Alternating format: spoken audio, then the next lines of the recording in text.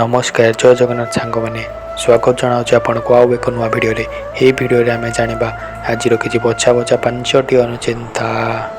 Number 1 मनुष्य केते बड़ धनवान होता ना कहीं जदि ता जीवन शांति ही ना तेबे से धन संपत्तिर मूल्य बा कहीं। नंबर 2 समय मूल्य बुझी लोक सबुबले खुशी रही थाए जे समय को अजथा नष्ट करें से आज नहेले काली समय मूल्य बुझी थाए सत हेले सेतेबेले करने किसी न थाए तेणु आमको समय सहित चलवा उचित।